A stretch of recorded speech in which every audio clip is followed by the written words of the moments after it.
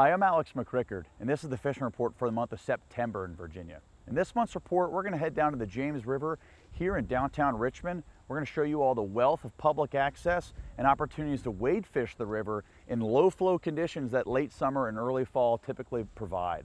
I'm also going to show you all a state record archery longnose gar that was recently approved by our state record fish committee. And finally, we'll hear from Johnathan Harris, regional fisheries biologist that manages the lower section of the Falls of the James through the city of Richmond. Johnathan will highlight trends in the fishery as well as the diversity that the city section provides. Let me take a brief moment to congratulate Sean Kennedy for achieving a new Virginia archery state record longnose gar. Sean arrowed this 23-pound longnose gar from the Pamunkey River. The fish measured 4 feet 6 inches and had a girth of 17.5 inches. Congratulations, Sean. One of my favorite things about fishing the city section of the James River is you never know what species of fish you might run into. We got a diverse fish assemblage here in the city. You can catch smallmouth bass out here, largemouth bass. Sometimes we even run into striped bass in the summertime. Some of these fish will hold over if they can find a heavy current where there's a lot of oxygen or cooler spring that enters the river. We've even caught bowfin out here in the city section of the James. Oftentimes you can see gar cruising and try your luck at the gar, and then a variety of sunfish species, redbreast sunfish that are native to the system. We also can run into bluegill, fishing small popping bugs up on the surface. And then you never know when you might run into a large catfish. We got 3 species of catfish that kind of dominate the catfish population here in the city section. Blue cats, flatheads, and channel catfish, and they're fun when you can tie into them on rod and reel as well. So you never know what you might catch. It's a diverse fish assemblage. And when I'm fishing the city section of the James River, I really like to approach it with a fly rod. And I prefer to fish a 10-foot 6 weight. This is a heavy fly rod that really gives me an advantage for turning over some of the larger streamers and popping bugs that I like to throw in late summer and early fall. And just to kind of cover some of the basics, you don't need a ton of flies when you're fishing out here. One of my favorite streamer patterns that I like to throw when I'm trying to prospect new water within the city and trying to find fish is a clouser minnow. I like throwing muted colors, tan and white, gray and white, and I like clousers that are in that 3.5 to 4 inch range, right? And we really want to mimic some of the natural forage fish that are here. And these work great if you're fishing them in slow water, or then again in some of that pocket water or fast water that you can find through a variety of stretches downtown. It's a great way to prospect, get your flies down, and I'm stripping these through the water and trying to entice that fish to take that fly. So that's a great way to prospect subsurface. I fish these on a floating line, or you can fish them on a sink tip or a full sinking fly line as well. So there's a variety of opportunities with the streamers. Another one that I like to throw in addition to the clouser is another dumbbell-eyed streamer pattern called the Creolex. There's a lot of gold and tinsel flash on the Creolex. It's a Chuck Craft pattern, and it seems to work really well, especially on sunny days that can reflect a lot of the light. The smallmouth tend to find it and jump on it. Fishing popping bugs can be a great tactic during this time of the year. And really, as we get into the kind of that late summer, early fall time frame, we have a lot of terrestrial insects like grasshoppers, crickets, beetles that'll end up getting pushed into the water. And we have a lot of our cicadas that are dying off during this time of the year, our annual cicadas that are kind of green and silver. So I like throwing poppers or any sort of foam, sort of Western style Chernobyl ant, and fishing those in kind of the softer pockets around some of the water willow. Can also be beneficial too to have damselfly or dragonfly patterns on you as well, and fishing those on a floating line with a longer leader, and that can catch fish around some of the pockets, and some of the water willow islands can be beneficial. So a variety of different approaches, but I usually like to carry one fly box with about 10 or 12 flies for fishing the city during quick little sessions on the water. Got another fish out here on the James. This time it's a chunky smallmouth here. Took the clouser minnow. See if we can't pop that out right in a riffle, but give him a quick drink here.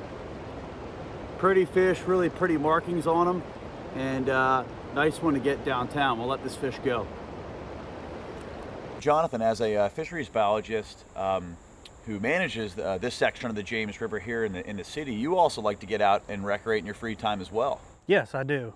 But unlike you, who uses the fly rod a lot, I like to use spinning rods, either a medium action, like this one right here, or what I really like to do is use an ultralight rod, because you can target a lot more of the sunfish, and it's a lot of fun, and you have a lot more action with the ultralight. And still running into some of the the smallmouth and the largemouth with the ultralight too. It kind of plays off the diversity there. Yes. And with the ultralight, I know you're a fan of the white grub. Yeah. So the white grub is my favorite lure. I'm holding it up right here. It's a little tiny. The smaller with the ultralight, almost the better. If you can find the 1/16 of an ounce jig head and a little teeny white grub, you're gonna catch just tons of fish. Yeah, perfect for little smallmouth, even big smallmouth, largemouth bass, redbreast sunfish. Yep. And then with the medium action rod, how do you like to probe some of the different holes and pockets? Generally I like to try and mimic what the fish are eating out there. Right. So a lot of the things I try and use are any type of swim bait that mimics the natural minnows, whether that be spot-tail shiners or swallowtails. Yeah. One lure I like to use is something called an AC shiner. Yep.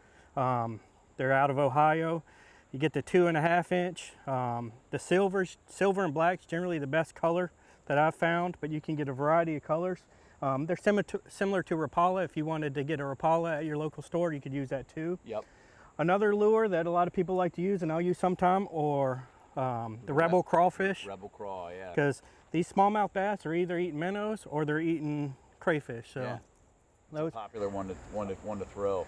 And then one of my favorites, especially for topwater, is just the Zoom Super Fluke, or just a regular fluke, not Super Fluke. And with no weight and just a regular hook, and you just throw it out there and just jerk it back on top, and it acts like a minnow that's in distress at the top of the water, and you get some extreme visual reaction. Just bursts on it, almost like the fly rod. So awesome. That's awesome. Some of my favorite lures. Yeah, no, absolutely. So a variety of different techniques that you can approach the river with here. And from a management stance, what are some of the trends that you've seen here on the James here in the Richmond area? Well, historically, this section of the river has been a tremendous smallmouth bass fishery. Yeah. Unfortunately, over probably the past 15 to 20 years, due to some environmental factors and stuff we still don't really understand, the smallmouth bass population has kind of gone on a downturn. Yeah. There's still fish in here, and there's still some big fish. There's still fish up to 20, 21 inches. But we just don't have the numbers we used to. Right. So anglers kind of need to put in their time. They can still get rewarded, still find some fish. And one of the things with fishing in the city that I really enjoy is if I don't have 9 or 10 hours on a Saturday to go do like a full day float higher up on the James or on the Shenandoah, and I only have a couple hours, this is a great spot, especially if you live locally, or even if you work in the city. Throw a rod and reel in the back of your car. You can get down in here and spend a couple hours after work. So exactly. The James River Park System offers a variety of public access for anglers fishing in Richmond, Virginia. In the western portion of the city, anglers can access the river at Huguenot Flatwater and Pony Pasture. You can walk the trails at Huguenot Flatwater and fish from the bank, or fish from the Flatwater via canoe or kayak, which is pretty popular. Just downstream, Pony Pasture offers lots of access to riffles and pocket water for the wading angler. Further downriver, anglers can access the river at 42nd Street and Reedy Creek. The Buttermilk Trail parallels the river and is also part of DWR's Virginia Birding and Wildlife Trail. In addition to providing great bank access for anglers, the trail offers opportunities for hikers and anglers both to enjoy birding and wildlife viewing. Other popular access points in downtown Richmond include Belle Isle, Tredegar, and the Teapot Bridge at Browns Island. Furthermore, 14th Street, the Pipeline, and Ancaros provide access for anglers trying to fish the fall line section. It's important to remember that when you're wade fishing, to always use caution when accessing the river. Make sure to check the river levels, as oftentimes rain events up in the headwaters of the James River can cause flows to spike in Richmond when you haven't had any rain in Richmond. The closest gauge station upriver to reference is the USGS's Westham Gauge Station. Typically, any flows above 5,000 CFS or 5 feet are not going to be suitable for wade fishing, and you'll need to have a life jacket if you're trying to access the river at that flow. I typically like to find flows in the 3,000 CFS or less In late summer, you can typically get flows in the 15 to 2,000 CFS range, which is optimal for wade fishing. It's important to be aware of drop-offs in whitewater and watch your step. Always trust your gut, and don't wade into water that's too fast for you to handle. Some anglers enjoy carrying a wading staff with them. A lot of them break down and can fit into a belt, and that works great to give you extra stability while out on the water. Make sure you've got a pair of river shoes like Chacos or Keens that are closed-toed if you prefer that, and make sure they've got good grippable Vibram soles for the rocks and the slick rocks that are often present on the James River in Richmond. And remember, it's always important to tell someone where you're going and when you expect to be back, so that if someone needs to find you, they know where to go. Well, basically a lot of opportunity out here on the James River in Richmond. Consider checking this out if you live in the metropolitan area. It's a great way to spend a couple hours on the river, and getting out with friends and family is a great way to spend time. We'll see you on the water.